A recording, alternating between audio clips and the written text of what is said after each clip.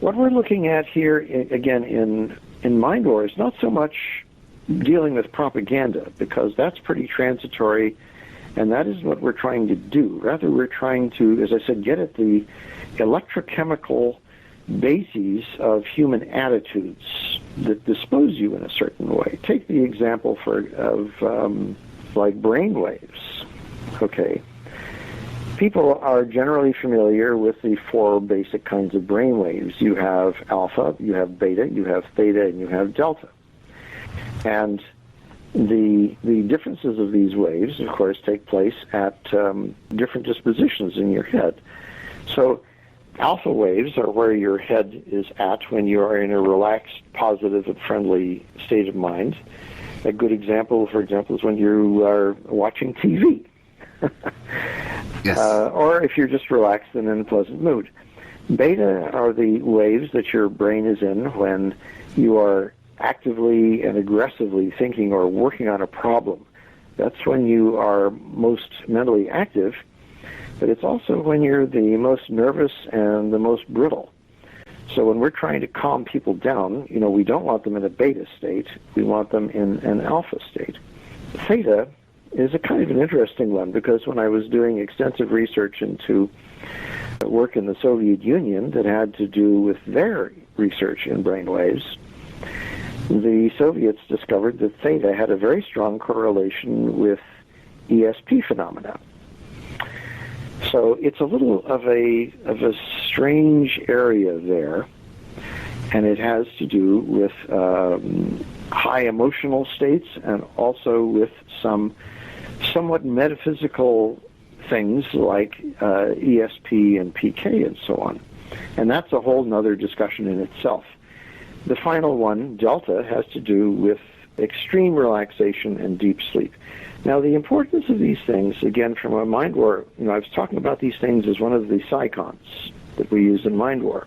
All of these frequencies take place at the sub-audio level, meaning that when these frequencies are being projected or broadcast, you could be in a room full of alpha, for example, and you wouldn't hear a thing. Or you could be in a room full of beta and not hear a thing. These things are all below your auditory level, but, and this is the important point, the human brain resonates with these brain waves if they reach it externally, which they can not just through your ears, but through your skin, through your skull, any medium, really.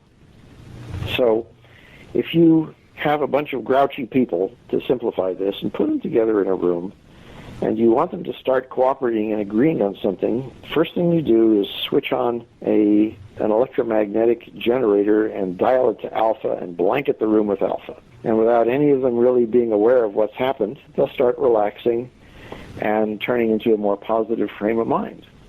That's just one of the examples. We could go into that with, for example, the area of color. Now, we tend to think of color as something that you like this color. You like red, or you like blue or green, and that's my favorite color. And we also think of it socially, that different nations, for example, in the West, we think of black as being sort of a funerary kind of color. And white in China would be a funerary kind of color there, and so on. Well, how many colors do you think you actually see? You only see 3 of them. Human beings are what are called trichromats. We have sensors in our eyes for red, blue, and green. And everything else that you think that you see is actually your brain combining different sensations of red, blue, and green to come up with all these other subtle colors that you think that you see all the time. And as a matter of fact, there is a sort of a funny story here, because in 1954, there was a film adaptation of H.G. Wells' War of the Worlds made, and the Martians in that movie had large eyes which were red, green, and blue. That happens to be something that looked good on a monster, but it also happens to be the way your own eyes function. And if you were to disassemble your television set today, or in the days when they still operated with projector guns in back, you would find 3 projectors back there, red, green, and blue. That's for that same reason.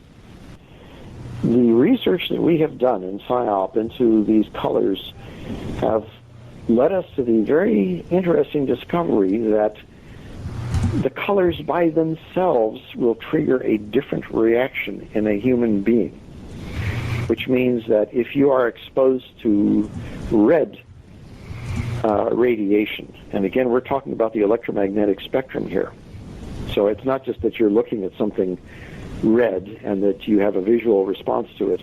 We're talking about the actual radiation, the wavelengths of this color from the EMS itself that are coming into your brain.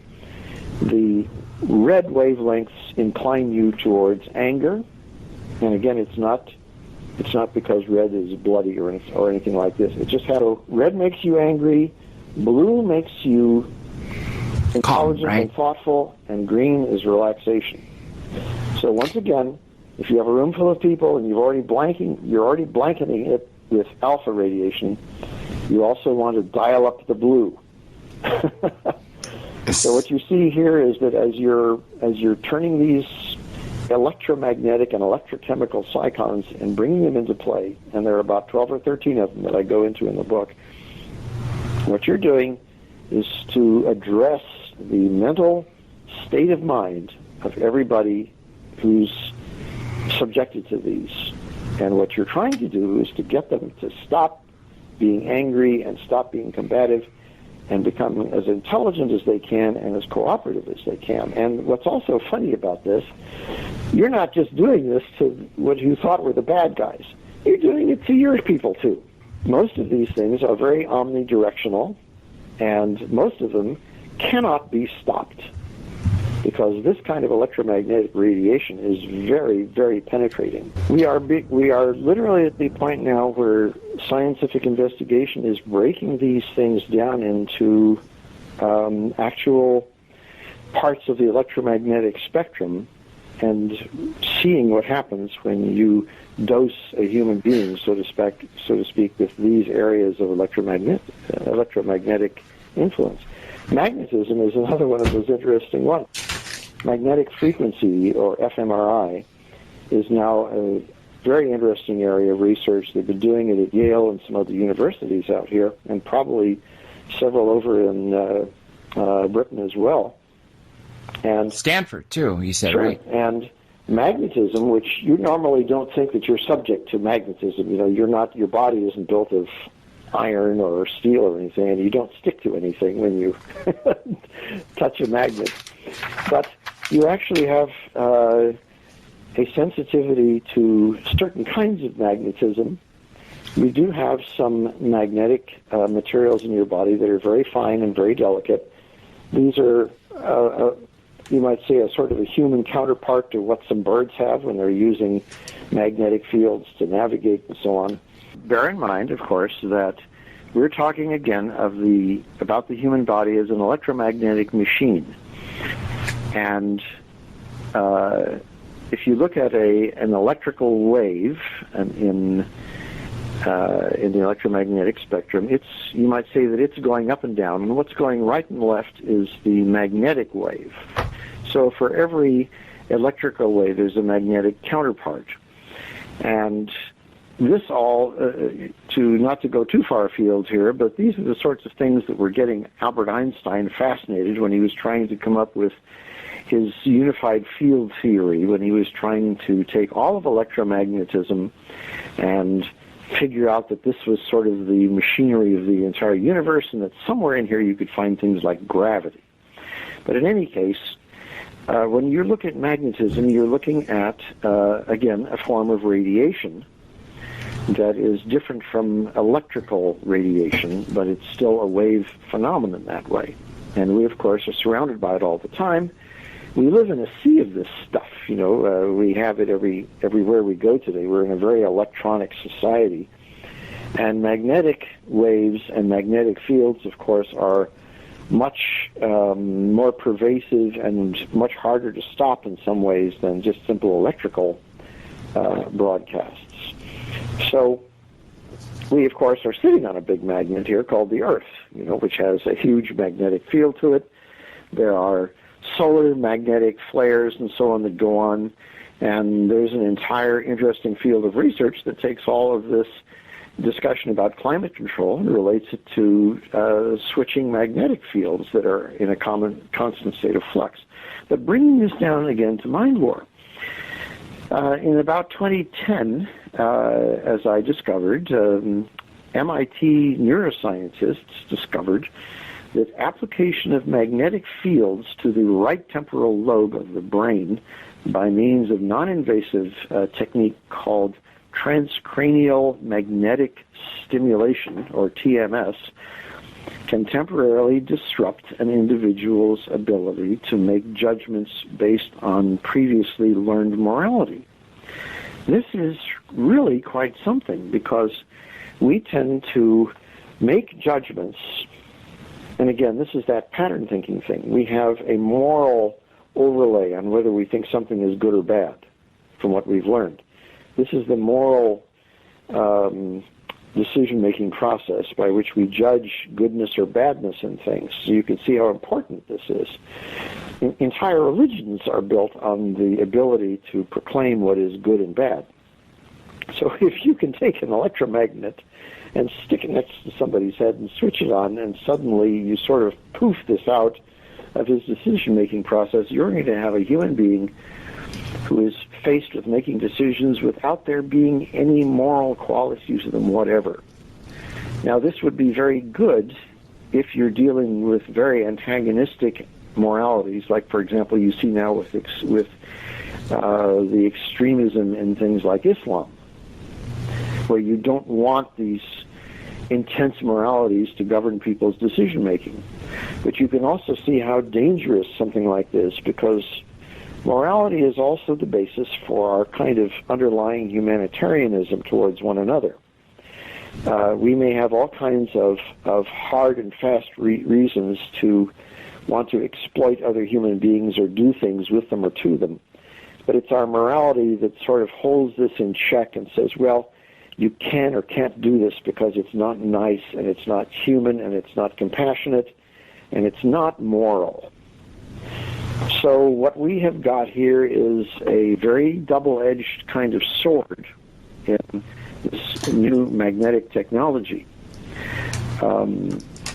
This field, generally, if you want to look for it, if your listeners want to look for it, look up functional magnetic resonance imaging, or fMRI, because this is the area in which you can not only, as I said, influence human morality, but believe it or not, and this is sort of really at the extreme edge of science these days, through fMRI, you can actually develop pictures so precise of a human brain's processing that you can create visual images of what that person is seeing or imagining. This is mind reading, guys. This is the kind of thing that used to only be there in science fiction stories and people, telling stories about what you were referring to earlier, about remote distance viewing and so on. This isn't operating over distances, but we have never before come to the point where we can actually touch somebody's head with sensors and read the person's thoughts and see what they are seeing. That's what fMRI is taking us to. And again, it's a very fascinating field, but also, as you can probably imagine, a very precarious, a very dangerous one, because once you start to be able to read somebody's thoughts, then you're really invading their personal privacy and what they try to conceal. Imagine if you're an intelligence interrogator and you were to use an advanced fMRI device on somebody that you're interrogating. It doesn't matter whether they're trying to lie to you or not. You can go right into their head and see what they're thinking, so to speak.